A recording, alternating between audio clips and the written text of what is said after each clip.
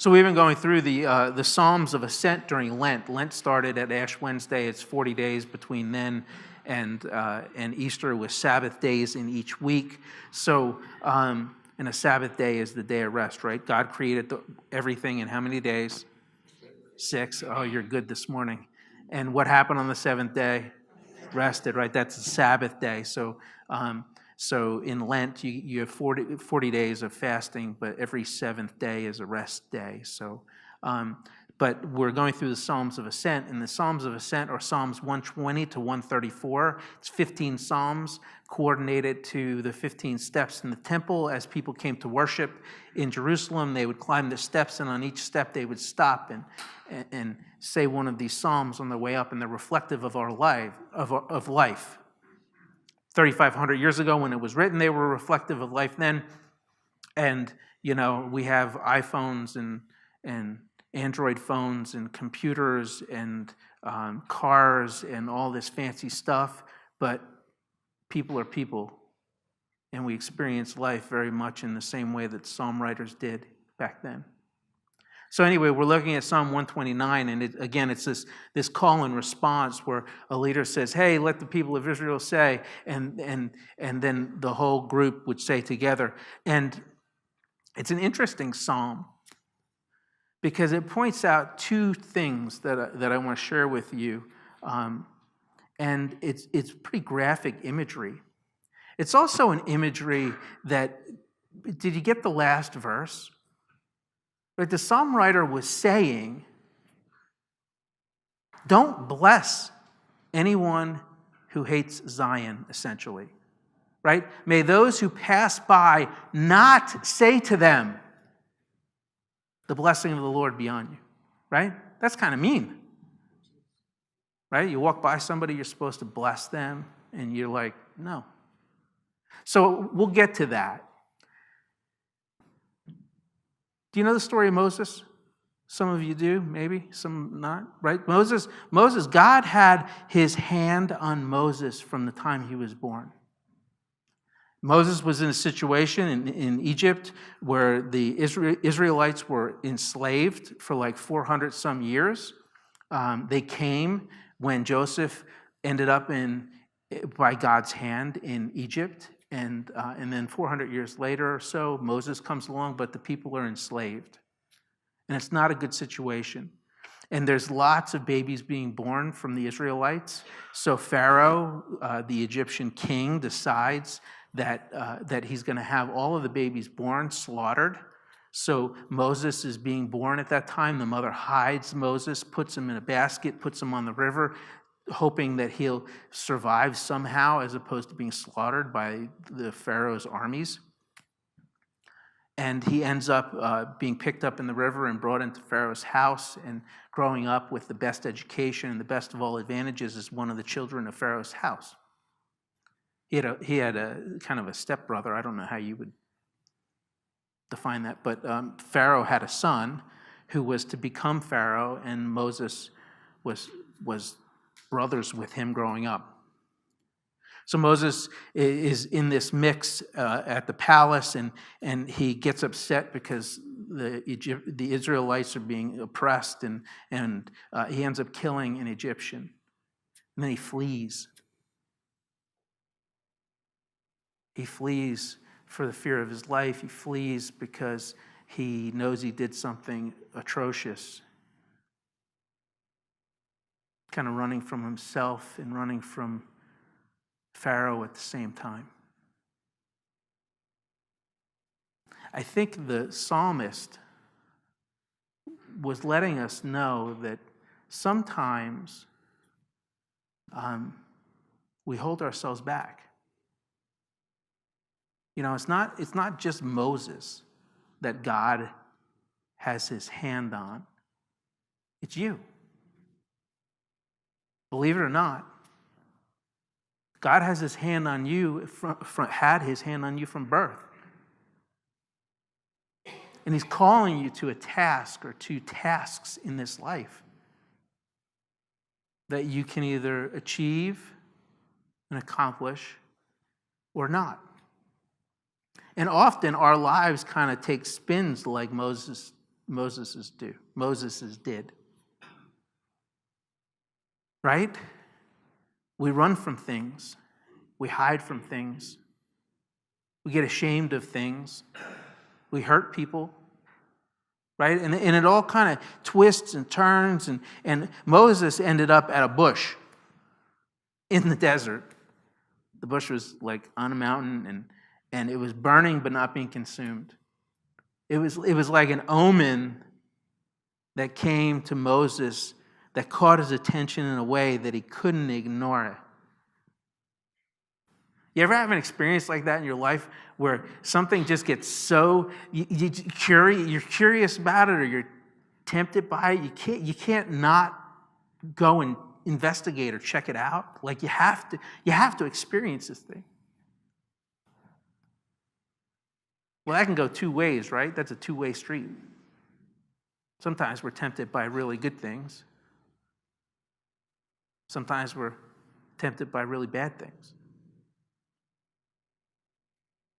So one of the points of the author, I think, was that God has his hand on you from the beginning. You got something important to do.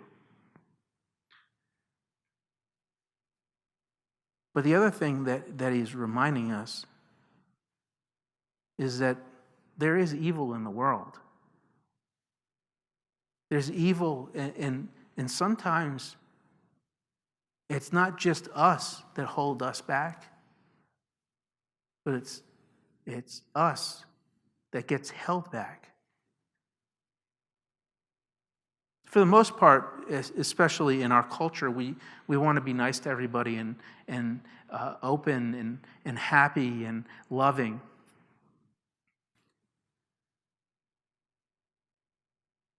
I want to believe that every person born in this world, and if you're a sci-fi person, in every world, but God has a purpose. And God loves them and wants them to be part of the grand plan, and wants them to know Jesus Christ, and wants them to be free from their sin, free of any bondage, to be able to do what they need to do.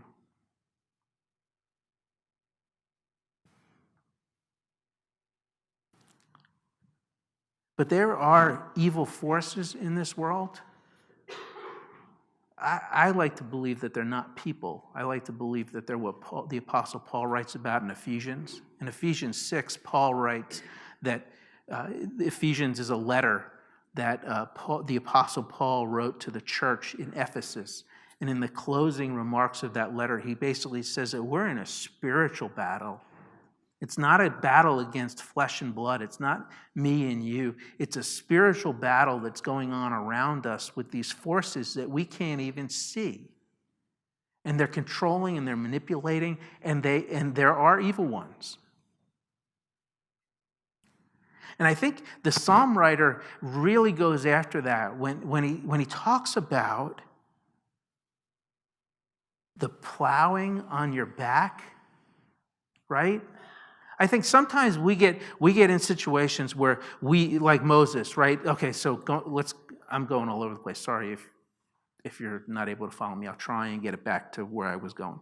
So Moses was at the burning bush, and God was calling him, and he got there, and God said, "Hey, you're on holy ground.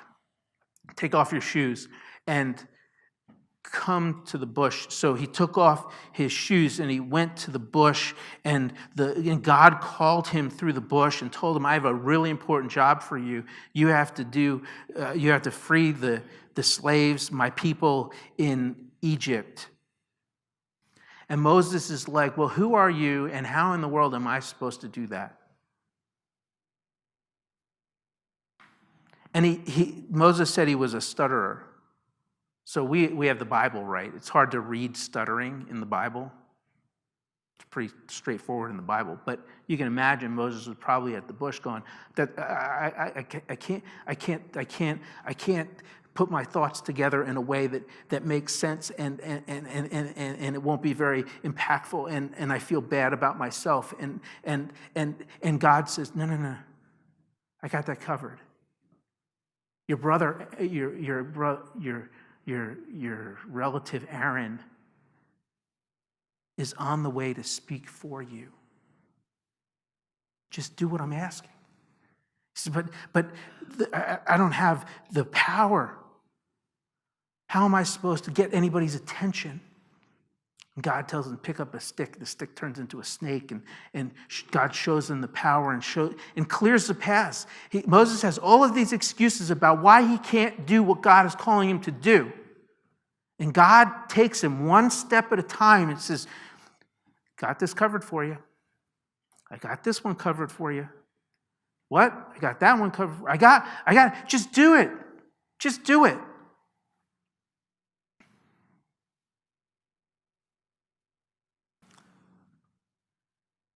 If your neighbor needed a can of soup or some food, you'd go and do it. You'd buy him some food. If your neighbor needed a ride somewhere, you'd give him a ride. If your neighbor needed your car, you'd let him borrow your car. Well, you'd let him borrow your older car.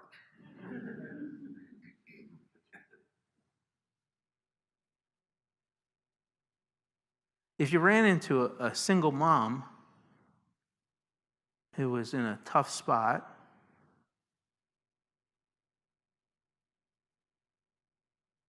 and she asked you for your car,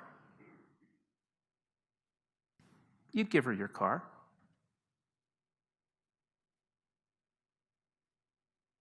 If somebody was homeless and they needed a place to stay,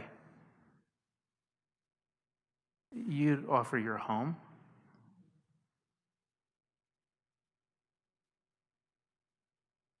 If someone was homeless and they wanted your home, you'd give them your home.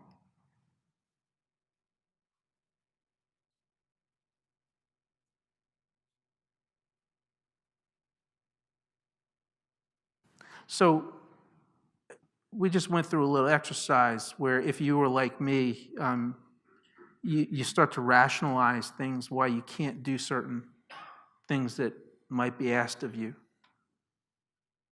And there's good reason for that. And I don't say that that's bad. I think that if you went through that process where maybe I'll give him my older car, or maybe I don't know. It depends on who the homeless person is and what this backstory is. I think that's all good.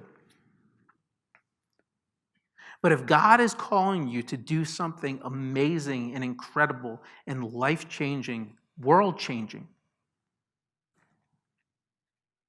and he says, give up your house, do you trust him enough to do it and know that you'll be taken care of?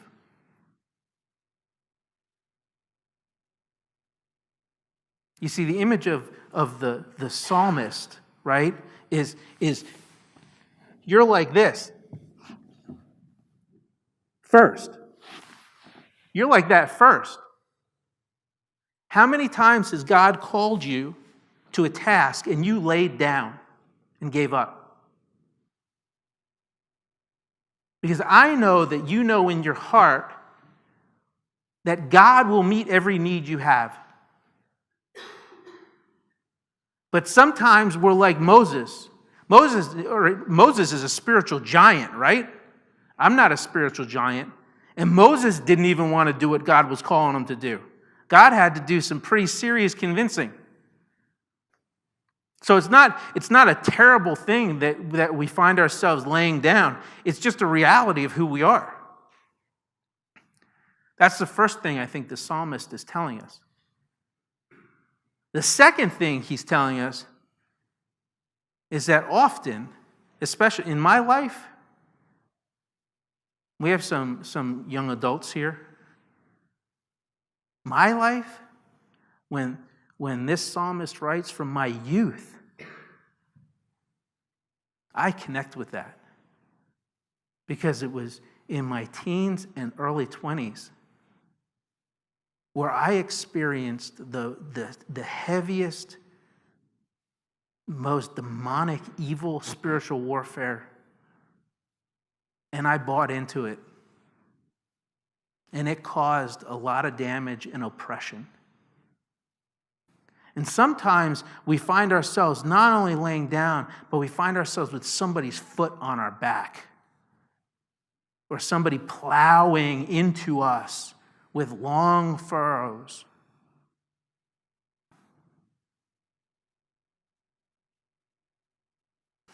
And he says, God will break anything that binds you. God will take care of evil. God will take care of oppression. God will do anything to free you fully for what you're called to in this world. So I don't know if I've told you before. One of my prayers that I pray often is, God, get me to where you want me without too much pain. And God does amazing with that prayer because he pushes me and he prods me and he gets me to where he wants me without me bucking too much.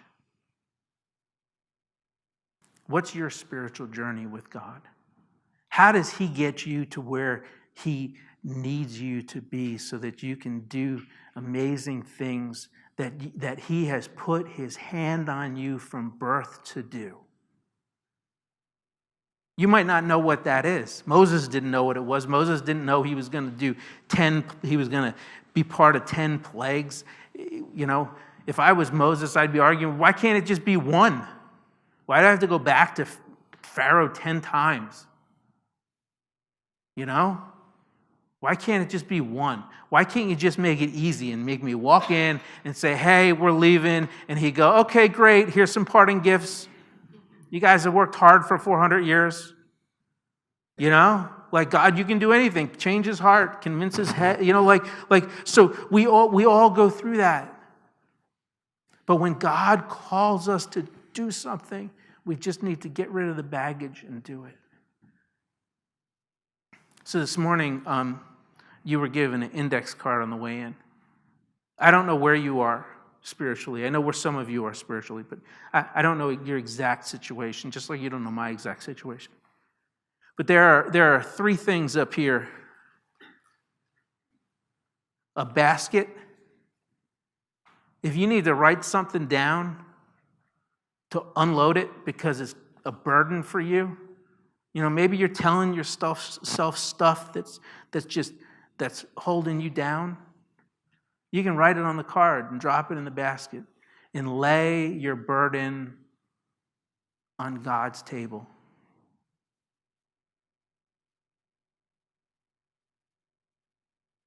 There's a baptismal font, if you will, a bowl with water in it. That's my favorite. I think one of the best things that we can do as people of God is remind ourselves with a little water on our forehead, a sign of the cross, something, water on your hands, whatever. That water reminds us that we were baptized. And when we were baptized, God poured his Spirit into us and said, you are mine, and I will conquer anything in your life that needs to be conquered. I love you. I will never give up on you. I forgive you for everything that you've ever done that might have been offensive to me or anyone else. And more than that, I will repair the relationships if you let me. But remember, you are mine. I love the water. You can come up here and you can do whatever you want, short of pouring it over your head.